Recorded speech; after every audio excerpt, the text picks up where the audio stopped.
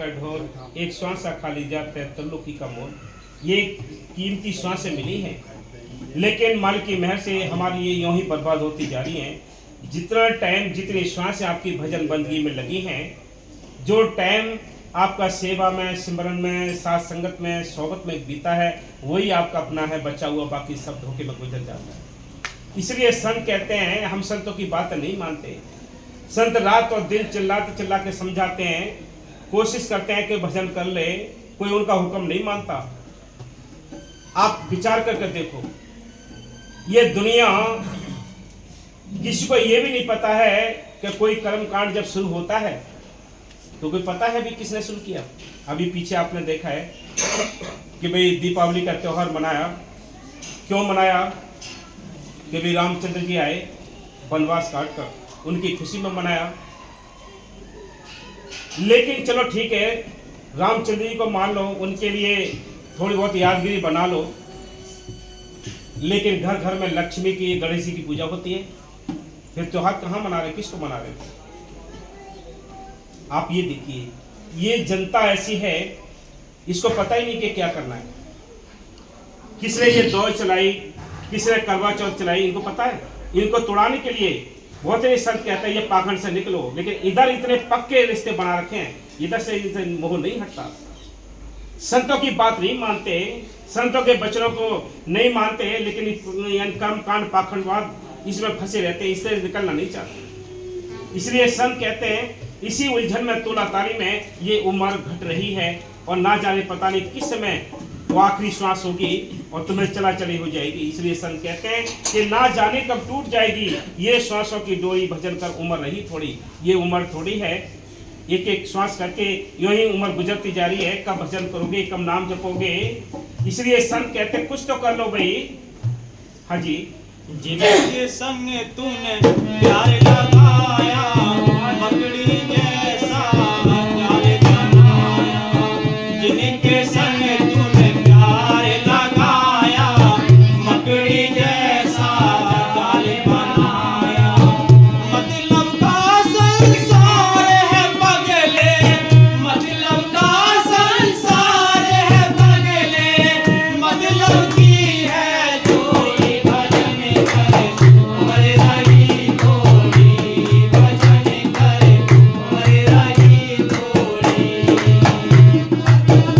कब टूट जाएगी रस्म टूटी थोड़ी, भजन करे उमर रही थोड़ी, भजन करे उमर रही थोड़ी।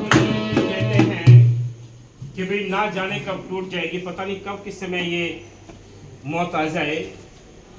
संत कहते हैं करो करो कल का भरोसा ना करो। आज ये टाइम मिला है, आज सोबत संतों की कर लें, उनका बख्शा हुआ जो नाम है उसका अभ्यास कर लें, ये मौका मिला है। इसलिए संत कहते हैं कि जिनके संग तूने प्यार लगाया, ये मकड़ी जैसा जाल बनाया। जैसे मकड़ी जाला बनाती है, उसको पता नहीं है, बड़ी सुंदर डिजाइन से जाल बनाती है, चारों ओर सपोर्टें लगा देती है ताकि मेरा जाल टूट ना जाए। कोई ऐसा झोंका आता है हवा का, उसकी सपोर्टों को तोड़ देता है, उसके अपने बनाए हुए जाल में मकड़ी लिपट कर मर जाती है। यही हाल हमारा है। सारी जिंदगी हम जाल तानते रहते हैं, जाल बुनते रहते हैं, आखिर में मिलना क्या है? इसलिए संत कहते हैं एक दिन ये सपोर्ट सब टूट जाएंगे। एक दिन बेटी बेटाओं का तू ख्यालात यानी बनाए बैठा है दिल में, ये कोई भी तेरे काम नहीं आएंगे। ना गढ़ तोड़े, ना गढ़ फोड़े, ना वो शोर मचावेगा, नगरी से कोई काम नहीं है, तुझे पकड़ ले जावेगा। ए मन रहना होशियार, एक दिन चोर निर्दयी आवेगा। वो निर्दयी है। कितने ही तुम्हारे इमरजेंसी काम हो, मौत को आना है तो आना है, मौत को निकाल के ले जाना है तो ले जाना है, वो हमारी फरियाद नहीं सुनता है। जो विधि के विधान हैं, जो नियम बना रखे हैं, मृत्यु के, जन्म मरण सब वो निश्चित टाइम पर लिखे हुए हैं, उनको कोई रोक नहीं सकता। कितने हम कुछ कर लें, कितना पैसा खर्च कर लें, कितनी अकल चतुराई दौड़ा लें, कितने डॉक्टरों को लगाते, कुछ नहीं होना है। इसलिए संत कहते हैं कि तुम इनके साथ रहते हुए अपना काम करो। हाँ जी, क्या लाया क्या ले जाएगा, क्या लाया क्या ले जाएगा, खाली हाथ जग से जाएगा। क्या लाया क्या ले जाएगा, खाली हाथ जग से जाएगा। महल तो महला सामने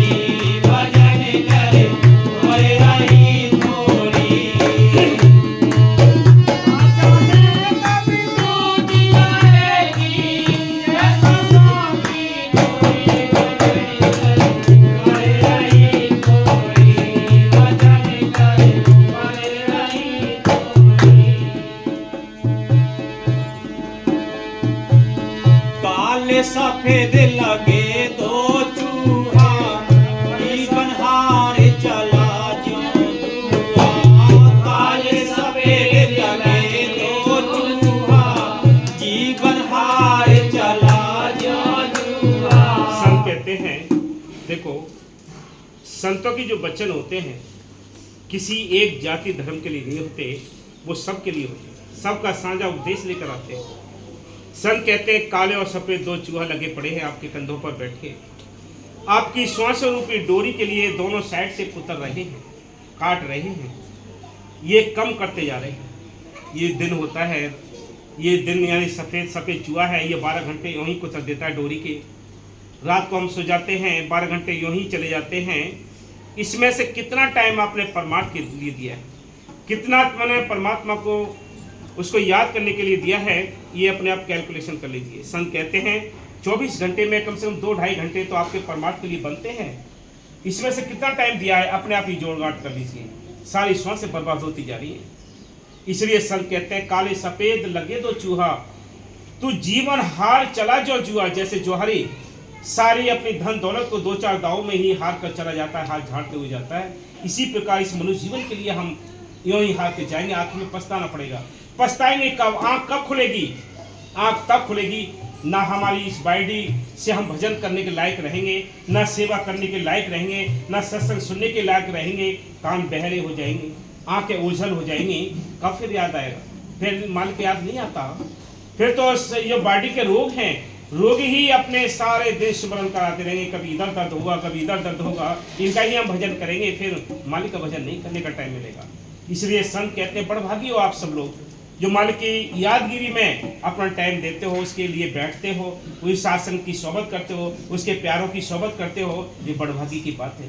बाकी संत कहते हैं, पहले से भी कहते आ रहे हैं, आज भी है, आगे भी है, क्या कहते आ रहे हैं कि पाखंड से निकल जाओ।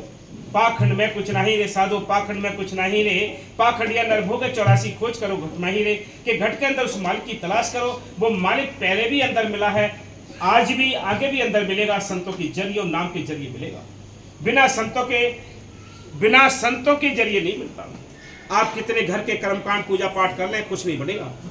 संतों ने लिखा है कि वो मालिक मिलेगा, स्मरण मार्ग सहज का सतगुरु दिया बताए, श्वास श्वास स्मरण करो एक दिन गुण मिल जाए। हाँ जी। काले सफेद लगे दो चूहा, जीवन हार चला जो जुआ। हीरा जन्म की कदर न जानी, हीरा जन्म की कदर न जानी, किस्मत कर लई थोड़ी भजन करे, मर रही थोड़ी भजन करे, मर रही थोड़ी, मर रही थोड़ी रे भैया, मर रही थोड़ी भजन करे, मर रही थोड़ी भजन करे, मर रही थोड़ी। बादशाह इब्राहिम के लिए जब शौक चढ़ा भक्ति का जब शौक चढ़ा, इधर आ जाओ। तो उसने दरबारियों से पूछा कि इसमें भी कोई ऐसा एक संत है जो हमें बताओ, हम उसके पास आए, उससे गुरमंत्र लेकर भजन करें। उनको बताया कि भाई इसमें मौके के जो संत हैं, कबीर साहब हैं, उनके पास चले जाओ, उनका ज़्यादा इसमें उपदेश चल रहा है। इब्राहिम ने अपना ख्याल बदल दिया और शाही पोशाक उतार कर कबीर साहब की खोज में निकल पड़े। कबीर साहब के जब पास पहुंचे तो सारी और भी संगत बैठी हुई थी। सारी संगत चले गई, कबीर साहब बैठे रहे। ऐसे ही लगातार 2-4 दिन सिलसिला चलता रहा। माता लोई ने कहा कि महाराज ये बेचारा पता नहीं कहाँ से आया है, आपका जो दिया हुआ रूखा सूखा टुकड़ा वो खा लेता है, फटे पुराने कपड़े पहन लेता है, काफी टाइम हो गया है, इसको भजन करने के लिए नाम तो बकस दो। तो क्या बीबी ये भी कच्चा है, ये पक्का नहीं है, नाम के लायक नहीं। काफी टाइम तक सेवा करते रहे, 6 साल हो गए थे कि महाराज मुझे तो कुछ लगता नहीं कि इसके अंदर कुछ है, कि नहीं ये कच्चा है, तो कोई परीक्षा कर लो आप इसकी। तो क्या करना है?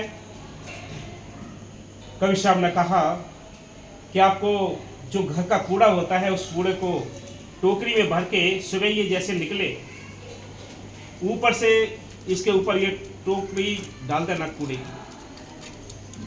और ये जो कहे वो सुनते रहना साइड में खड़े होकर। कबीर साहब के बताए अनुसार माता लोई ने वैसा ही कार्य किया। जैसे ही टोकरा कूड़े का डाला, वैसे ही एकदम आंखें तेज करके बोला कि होता बलक पुकारी में जान से मार देता, देखता कौन कूड़ा डालेगा। और कहते हुए चला गया। माता लोई जब कबीर साहब के पास पहुंची, क्या हाँ क्या कहा कि जी वो तो ऐसे बोल रहा था कि मैं होता बलक पुकारी में तो देखता का कौन कूड़ा डालता। कि देख लिया, अभी इसके अंदर राजशाही गुण भरे पड़े हैं, अब ये नाम के लायक नहीं। क्योंकि महाराज आप जानी जान हैं, मेरी छोटी बुद्धि ने नहीं समझ पाई, मैं मुझे क्षमा कर दीजिए। फिर 12 साल सेवा की, वो आगे 6 साल और सेवा की, और 6 साल वो बीत चुके थे। 12 साल के बाद फिर कबीर साहब ने कहा कि अब ये नाम के लायक हुआ है। तो माता लोई ने फिर कहा कि महाराज मुझे कोई बदलाव नहीं नजर आ रहा, जैसे पहला था ये वैसे अब है। कि नहीं, अब ये नाम के लायक है। कि पहले क्या डाला था आपने, कि पहले ये कूड़ा डाला था टोकरी भर के, कि कूड़े में लैट्रिन और डाल देना। तो जैसे पहले की तरीके से उन्होंने कोई जो कूड़ा डाला उनके ऊपर, तो लैट्रिन कूड़ा सब मुंह पर पड़ा और हाथ जोड़कर खड़ा हो गया कि धन्नो इस कूड़े को डालने वाले, मैं तो इससे भी ज़्यादा गंदा हूँ, मैं इससे भी ज़्यादा गंदा हूँ। और झाड़ते हुए निकल गए। फिर कबीर साहब ने पूछा माता लोई से कि क्या कहा, कि वो तो ये कह रहा था कि देख लिया अब ये हुआ है खाली, अब ये नाम के लायक हुआ है। हमारे अंदर कितने अनगिनत ऐसे भंगार भरे पड़े हैं, कैसे मालिक बैठेगा, कैसे वो मालिक दीदार देगा। दुनियादारी के, घर गृहस्थी के तमाम तरह के हमारे अंदर ख्याल आते हैं, तो कैसे मालिक बैठेगा। फिर नाम मिला, 12 साल के बाद नाम मिला। आज तो हम जाते हैं और नाम मिल जाता है, इधर लाए इधर छोड़ दिया, ऐसे क्या बनेगा। सिमरन तो करना पड़ेगा, आज तो बहुत बड़ी छूट है। तो कबीर साहब ने जब मेहनत की, और मेहनत करने के बाद जब एक नदी के किनारे बैठे कोई गुदड़ी सिले थे, वो उधर क्या होता है कि उनके देश से उनके तलाश में कुछ कर्मचारी घूम रहे थे, दाढ़ी बड़ी हुई थी, फटे पुराने कपड़े थे, नदी के किनारे बैठे थे। उन्होंने पहचान लिया कि हाँ यही इब्राहिम है। तो पहचान कर कहा जी आप ऐसे से कहा कि महाराज चलो अपने बादशाही को संभालो, आपने कैसी हालत कर रखी है, और आपकी प्रजा बहुत परेशान है कि भाई अब हम नहीं जाते। कि नहीं जी चलना तो पड़ेगा आपको। कि चलो भाई अब चलना है तो एक शर्त है हमारी, जिस सुई से वो गुदड़ी सिल रहे थे, कपड़ा सिल रहे थे, वो सुई के लिए उन्होंने नदी में डाल दिया। और उनसे कहा था जो कर्मचारी थे कि भाई ये सुई निकाल के लाओ। अब वो बोलने लगे ये तो बहुत गहरे में पहुंच गई होगी, पता नहीं कहाँ पहुंच गई होगी, आप चाहो तो हम ट्रकों या कितनी बहुत सारी आपको ला देंगे, ये तो एक सुई की बात है। कि नहीं यही चाहिए। कि जी ये तो नहीं मिलेगी। तो ये नहीं मिलेगी तो देखो हमें तो मिल जाएगी ये। उन्होंने तवज्जो दी, एक जो मछली थी उसको मुंह में लेकर बाहर आ गई, उनके मुंह में से उस सुई को निकाल लिया। कि देखो ये चीज़ कमाई है हमने संतों के साथ रहकर, ये तुम्हारे वहाँ राजपाट में कहाँ मिलेगी, तुम जाओ अपने घर, हमारा वो घर नहीं, हमारा यही घर है। इसलिए संत कहते हैं कि वो राम तो अंदर बैठा है, जैसे चाहो वैसे करो। जिसके पास ये नाम है और ठीक तरीके से, ठीक विश्वास के साथ और भाव के साथ अगर कोई जपता है तो भूत प्रेत देवी देवता उसके दरवाजे के अंदर नहीं आ सकते। ये चैलेंज है। लेकिन हम ठीक तरीके से जप नहीं पाते, एक जैसी संगत नहीं होती, एक जैसी दुनिया नहीं होती। कोई बिरले होते हैं जो मालिक की याद में हर्ष में लगे रहते हैं, उनका ही कल्याण होना है। बाकी जिनको संतों ने नाम दे दिया, जिनकी फाइल पर यानी मोहर लगा दी, वो एक ना एक दिन जरूर अपने देश वतन जाएंगे जरूर। हाँ जी। भक्त गुरु को हो जो प्यारे, बिना नाम ना खुले द्वारे। भक्त गुरु को हो जो प्यारे, बात निश्चित सत्य है, जब तक भक्त का संत नहीं मिलता, उसका बख्शा हुआ नाम नहीं मिलता, तब तक आपका भक्ति का मार्ग शुरू नहीं होता है। जिनको नाम मिला है वो बड़भागी हैं, जिनको भक्ति करने का शौक लगा है वो भी बड़भागी हैं, लेकिन उनको सच्चे संत चाहिए, उनसे नाम चाहिए, तब भक्ति शुरू होगी। ये दुनियादारी की जो भक्ति है ये भक्ति नहीं है। ये तो काल ने बड़े सुंदर तरीके से फंसाने के लिए आत्मा को सारा जाल बिछा रखा है। इससे निकालने के लिए तो संत आते हैं, वो कहते हैं अपने घर चलो, ये तुम्हारा देश नहीं है, तुम परदेसी हो, ये परदेश है, ये त्रिलोकी तक किसी को शांति नहीं है, त्रिलोकी से पार शांति है। इस सहजोबाई संत हुई है, उन्होंने लिखा है कि ना सुख विद्या के पड़े, ना सुख वाद विवाद, साध सुखी से जो कहीं लगी सुन समाज। जिसका ख्याल मालिक को जुड़ा है, जो अपने घर गृहस्थी के काम काज कर गया, वो बस अपना जन्म को सफल कर गया, बाकी सब रैंक पे रहेंगे कीड़े मकोड़े की तरह इस 84 की जेल खाने में। हाँ जी। भक्ति गुरु को हो जो प्यारे, बिना नाम ना खोले द्वार। बिना नाम के जपे, ये नाम जो आपको मिला है या आपको नाम मिलेगा, वो एक चाबी है जो संतों से मिली है। उस चाबी को जब तक घुमाएंगे नहीं, ये दोनों आंखों के बीच में जो दरवाजा है और दरवाजे पे जो ताला लगा है, ये ताला खुल नहीं सकता। ये फैसला है, ये पहले भी था, आज भी, आगे भी रहेगा, यही रास्ता रहेगा। जब तक ये आप चाबी घुमानी तो पड़ेगी चाबी आपको, यानी स्मरण करना पड़ेगा, नाम जपना पड़ेगा, तब ये ताला खुलता है, तब अंदर जाकर मालिक के दर्शन होंगे। कहते हैं कि मालिक तेरे चरणों की अगर धूल ही मिल जाए, कहाँ है उसके चरण, कहाँ है उसकी धूल? दोनों आंखों के बीच में, यहाँ उसके चरण हैं और यहीं उसकी रज की धूल, तब कहीं जाकर दर्शन होंगे उसके। ये रास्ता है भक्ति करने का। बैठने आप 1 घंटे 2 घंटे जितना टाइम आप बैठना पड़ेगा। जब तक शरीर या चेत नहीं होता, सूरत आपकी सिमट नहीं सकती, तब तक आपको आगे जाने का कोई रास्ता नहीं मिलेगा। जब तक हम 9 द्वारों में यहाँ भटकते रहेंगे, इस संसार में भटकते रहेंगे, तब तक बाहर हैं। अंदर जाने का रास्ता तो कोई और है, वो ढूंढना पड़ेगा। वो इशारा तो मिल गया, लाठी आपको मिल गई है नाम की, लेकिन हम चल नहीं पा रहे, भटक रहे हैं इस संसार में, पाखंड में उलझे पड़े हैं। बिना बताए पाखंड को दुनिया अपने गले में लटका लेती है। अभी बताइए आपको, कहाँ दीपावली है, कहाँ करवा चौथ है, कहाँ ये क्या कहते हैं भैया ध्वज, किसने बनाई? ये व्यापारियों के खेल हैं। ये व्यापारियों ने बनाए हैं अपनी दुकानदारी चलाने के लिए, जनता पर थोप दिए ये काम सारे। वो स्टार्ट करते हैं, जनता उसमें मुड़ती है। होली, दौज, दिवाली, मेला, ये सियाणों के धंधे, जनता भेड़ मुड़े नित नित, ये सोच समझ के अंधे। ये भेड़ ये जनता के समान होती है, ये 6 महीने में भेड़ मुड़ी जाती है। इसी प्रकार ये जनता है, ये जनता के लिए भी धर्म के ठेकेदार मुड़ते रहते हैं। उनको पैसा मिलता है, वो पाखंड को उपजा देते हैं। पाखंड में ये दुनिया चलती। किसी से पूछो किसने चलाई है ये पाखंड, किसी से पूछो किसने दो चलाई, पता ही नहीं। आप पूछते पूछते चले जाओ, कहाँ चले जाओ, किसी को पता नहीं पड़ेगा किसने चलाई। और ये भी बात कह दी है, किसी को वह तोड़ दो करना, टूटेगी नहीं। ये संतों के वचन टूट सकते हैं, लेकिन दौज नहीं छूट सकती, करवा चौथ नहीं छूट सकती। कितना खर्च होता है उससे पूछो, जो कमाता है उसको पता है।